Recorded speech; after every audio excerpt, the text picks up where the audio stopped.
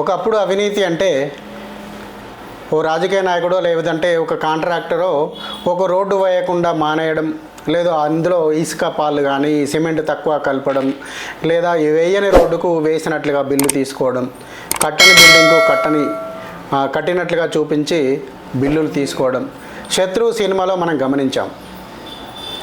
శత్రు సినిమాలో అక్కడ మండలాధ్యక్షుడు ఎవరైతే ఉన్నారో అతను ఒక ప్లేస్ చూపిస్తాడు. చూడండి అక్కడ హాస్పిటల్ ఉంది, ఇక్కడ చూడండి కాలేజ్ ఉంది, ఇక్కడ చూడండి మంచి పార్క్ ఉంది, మీకు కనబడడం లేదా అంటూ హీరోను ఎంక్వైరీకి వచ్చిన అధికారులను బెదిరిస్తాడు. లేదంటే మిమ్మల్ని చంపేస్తామని కూడా అతన్ని ఆ రకంగా హెచ్చరిస్తాడు. సేమ్ అలాంటిదే సిచ్యుయేషన్ ఇప్పుడు పంతాను మార్చుకొని లేని విద్యార్థులు ఉన్నట్లుగా చూపిస్తూ ప్రభుత్వం నుండి నిధులను బొక్కుతున్న విషయాలు మనకు బయటపడుతున్నాయి. ఈ సంఘటన మనకు మధ్యప్రదేశ్లోని మదర్సాలలో ఎక్కువగా జరుగుతోంది. మధ్యప్రదేశ్లోని మదర్సాల్లో బింద్ మరియు మొరేనా జిల్లాల్లో దాదాపు మొత్తం 137 మదర్సాలు ఉన్నాయి. బింద్లో 67, మొరేనాలో 70.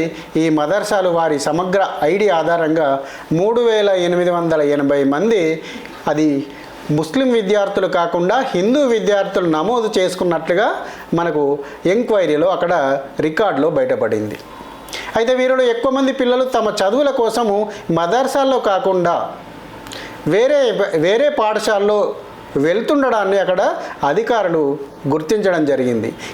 కానీ మదర్సా రికార్డులో మాత్రము ఈ విద్యార్థులందరూ కూడా మదర్సాల్లోనే చదువుతున్నారు అనే విధంగా రికార్డులు నివేదించబడ్డాయి, అధికారులకు అందించబడిన రికార్డుల్లో నివేదించబడ్డాయి. ఎందుకయ్యా ఇలా చేస్తున్నారంటే మదర్సాలో ఎవరైతే విద్యార్థులు దాదాపు ఒక 100 మంది విద్యార్థులు కనుక చేరినట్లయితే వారికి ప్రభుత్వం ద్వారా దాదాపు 50,000 రూపాయలు అందుతుంటాయి. అంతేకాకుండా ఇంకా అనేక రకాలైన ప్రోత్సాహకులు వారికి అందుతాయి. ఈ రకంగా అయితే చాలామంది తల్లిదండ్రులు ఈ సంఘటనలో తమ పిల్లలను ఈ మదర్సాల్లో చేర్పిస్తున్నాను అనే విషయం కూడా తెలియకపోవడం ఆసక్తికరం. ఎందుకంటే ఈ పిల్లలు ఎవరు కూడా పలానా మదర్సాల్లో మా పిల్లలు చదువుతున్నారు, అక్కడ రికార్డులో మా పిల్లల యొక్క పేర్లు వస్తున్నాయి అనే విషయాలు కూడా ఈ యొక్క తల్లిదండ్రులు ఎవరికి కూడా తెలియదు. కానీ ప్రభుత్వం నుండి వస్తున్న నిధులను పొందేందుకు విద్యార్థులను తమ రికార్డులో ఎన్రోల్మెంట్ చేయడం ద్వారా, అంటే లేని విద్యార్థులను ఉన్నట్లుగా చూపించి సంఖ్యను ఎక్కువగా చూపించి ప్రభుత్వం నుంచి నిధులు రాబట్టుకోవాలనే ఆలోచనలో ఈ యొక్క మదర్సాల నిర్వహణలో చిత్తశుద్ధి, ప్రభుత్వ వనరుల వినియోగంపై ప్రశ్నలు ఇక్కడ మనకు కలగక మానవు.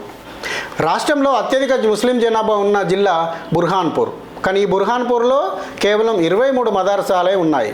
దీనికి పూర్తి విరుద్ధంగా ఈ బింద్ మరియు మొరేనా జిల్లాల్లో దాదాపు చాలా తక్కువగా ముస్లిం జనాభా ఉన్నప్పటికీ కూడా 137 మదర్సాలు ఇక్కడ నమోదయ్యి ఉన్నాయి. మదర్సా నమోదులు అనేక ప్రభుత్వ నిధులను వివరాలను అందిస్తున్నాయి. 70% హాజరు ఉన్న ప్రతి 100 మంది పిల్లలకు దాదాపు మదర్సాలు ప్రభుత్వం నుంచి నిధులను అందుకోవడం జరుగుతుంది.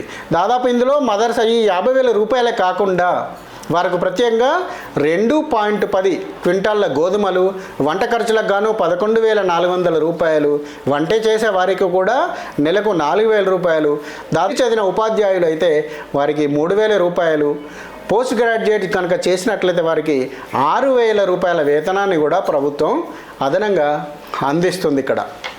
అయితే ఈ డబ్బులన్నీ కూడా కేంద్ర ప్రభుత్వం ద్వారా అందించే ఈ డబ్బులన్నీ కూడా ఆయా మదర్సాల్లో వీరి యొక్క విద్యను బోధించడానికి, అంటే మత విద్య కాకుండా పాఠశాల విద్యను బోధించడానికి, ప్రాథమిక స్థాయిలో పాఠశాల విద్యను బోధించడానికి మాత్రమే కేంద్ర ప్రభుత్వం ఈ నిధులను మదర్సాలకు కేటాయిస్తోంది. కానీ దానికి విరుద్ధంగా ఇక్కడ అసలు విద్యార్థులు లేకుండా మదర్సా నిర్వహించడము ఒక ఎత్తు అయితే, అసలు ఆ మదర్సాలలో కూడా పాఠశాల విద్యకు బదులు వారి యొక్క మత విద్యను బోధించడం కూడా ఇక్కడ మనం గమనించవచ్చు. అదేవిధంగా బింద్లో బీటీఐ రోడ్లోని బాలికలకు మాత్రమే ఉండే మదర్సా హుస్సేనీలో 77 మంది విద్యార్థులు ఉన్నట్లుగా అధికారులు గుర్తించారు. వీరిలో 44 మంది హిందూ అమ్మాయిలు అక్కడ చదువుకుంటున్నట్టుగా రికార్డులు తెలుపుతున్నాయి. అదేవిధంగా బిందులోని ఇంకొక మహావీర్ నగర్లోని బీటీఐ స్కూల్ వెనుక ఉన్న బాలికల కోసం మాత్రమే మదర్సా దీనియే అక్బర్ మరియు హుస్సేనీ ప్రోగ్రాంలో 83 మంది విద్యార్థులు చదువుకున్నట్లుగా అక్కడ రికార్డు కనబడుతున్నాయి. ఇందులో 53% మంది హిందూ అమ్మాయిలు మాత్రమే అందులో రికార్డులో కనబడుతోంది. బిందులోని సుభాష్ నగర్లోని మదర్సా మసీద్ నవీలో కూడా 87 మంది విద్యార్థులు ఉన్నారు. వీరిలో 44% మంది హిందూ అమ్మాయిలు అక్కడ చదువుకుంటున్నట్లుగా రికార్డులు మనకు కనిపిస్తున్నాయి. బిందు మరియు మొరేనా జిల్లాల్లో దాదాపు మొత్తం 137 మదర్సాలు ఉండగా మొరేనాలో 70 మరియు బిందులో 67 మదర్సాలు మనకు కనిపిస్తూ ఉన్నాయి. దీనిలో 3880 మంది హిందూ పిల్లలను చేర్చుకుంటున్నట్లుగా వారు చూపిస్తున్న రికార్డులో మనకు కనబడుతోంది. కానీ దీనికి పూర్తి విరుద్ధంగా రాష్ట్రంలో అత్యధిక ముస్లిం జనాభా ఉన్న బుర్హాన్పూర్లో కేవలం 23 మదర్సాలు మాత్రమే ఉన్నాయి. ఈ ముఖ్యమైన అసమానత విద్యా పద్ధతి కోసం ఉద్దేశించిన ప్రభుత్వ నిధులు మరియు వనరులను మళ్లించే లక్ష్యంతో సంభావ్య ఈ యొక్క స్కామ్ మనకు ఆందోళన కలిగిస్తుంది. మోసపూరితంగా ప్రభుత్వ సహాయాన్ని క్లెయిమ్ చేయడానికి హిందూ పిల్లలను మదర్సా రికార్డులలో చూపిస్తూ ప్రభుత్వం నుంచి అనేక నిధులను బొక్కుతున్నట్లుగా మనకు గత నెల 30వ తేదీ జూలైలో జరిగిన ప్రాథమిక విచారణలో మంగళవారం నాడు కఠిన చర్యలు తీసుకోవడం జరిగింది. అదేవిధంగా షియోపూర్లోని 80 మదర్సాలలో దాదాపు 56 మదర్సాలను వెంటనే గుర్తింపు రద్దు చేయబడింది. అంతేకాకుండా అన్ని జిల్లాల్లోని మదర్సాల ఫిజికల్ వెరిఫికేషన్ను వేగవంతం చేయాలని పాఠశాల విద్యాశాఖ మంత్రి రావు ఉదయ్ ప్రతాప్ ఈ సందర్భంగా హెచ్చరించడం జరిగింది. ఎందుకంటే దాదాపు ఒక జిల్లాలోనే ఇంత పెద్ద మొత్తంలో హిందూ పిల్లల అనధికారిక రికార్డుల తారుమారు, రికార్డుల నిర్వహణ అనధికారిక నిర్వహణ, లేని విద్యార్థులను చూపించడం, ప్రభుత్వ నిధులను అధికంగా అంటే లేకుండా స్కామ్ చేయడం, ప్రభుత్వ నిధులను కూడా అనేక రకాలుగా దోపిడీ ద్వారా గ్రహించడం అనేక కేసులు ఈ యొక్క మదర్సాలపై నమోదు చేయడం జరిగింది. అంతేకాకుండా ఈ యొక్క సంఘటనలో దాదాపు 56 మదర్సాలను వెంటనే అక్కడికక్కడ వాటిని రద్దు చేస్తున్నట్టుగా కూడా ప్రకటించడం జరిగింది. దీనిపై విచారణకు జాతీయ బాలల హక్కుల కమిషన్ చైర్మన్ ప్రియాంక్ కనుంగో కూడా ఆదేశాలు జారీ చేయడం జరిగింది. మెరానా మరియు బిందులలోని చాలా మదర్సాల్లో ప్రాథమిక పరిశోధకులు నమోదు చేసుకున్న హిందూ పిల్లలలో ఎక్కువ మంది ఇతర పాఠశాలలోనే చదువుతున్నందున ఈ మదర్సాలకు హాజరు కావడం లేదని తేలింది. ఈ నమూనా ప్రభుత్వ నిధులను దోపిడీ చేయడానికి రూపొందించిన మోసపూరిత పథకాన్ని ఈ యొక్క సంఘటన మనకు తేటతెల్లం చేస్తుంది. విచారణ ఇలా కొనసాగుతుండగానే ఈ యొక్క 2 జిల్లాల్లోనే ఇంతటి పెద్ద మొత్తంలో మదర్సా స్కామ్ బయటపడడంతో అధికారులు మరింత తీవ్రంగా మొత్తం మధ్యప్రదేశ్ రాష్ట్రంలో మొత్తం అంతటా విచారణను వేగవంతం చేశారు. ఎందుకంటే ఇటువంటి సంఘటనలు ఇంకెంత జరుగుతున్నాయని తిరిగి అంచనా వేయడానికి ఈ యొక్క సమస్యను పూర్తి స్థాయిలో వెలికితీసి పిల్లలందరి విద్య కోసం ప్రభుత్వ వనరులను సముచితంగా మరియు సమర్థవంతంగా ఉపయోగించడానికి అధికారులు తిరిగి కసరత్తును ప్రారంభించారు జరిగింది. అదేవిధంగా ఈ సంఘటనలో మరొక దురదృష్టకరమైన విషయం ఏమిటంటే ఒక సాఫ్ట్వేర్ ఇంజనీర్ మానేకర్ మరియు ప్రియా మిట్టల్ అనే ఒక డాక్టర్ జ్యోత్స్నా గోయల్ అలాంటి ఒక MBBS డాక్టర్లు కూడా ఈ యొక్క డాక్టర్ల పేర్లు కూడా ఇక్కడ చదువుతున్నట్లుగా విద్యార్థుల రూపంలో అక్కడ కనిపించడం జరిగింది రికార్డులో. 2000 నాటికి మదర్సా రికార్డులో వీరి పేర్లను అధికారులు గుర్తించడం జరిగింది. మరియు 2018-23లో వీరి యొక్క పేర్లు కూడా మదర్సా రికార్డులో కనిపించడం జరిగింది. ఈ పేర్లను ప్రభుత్వం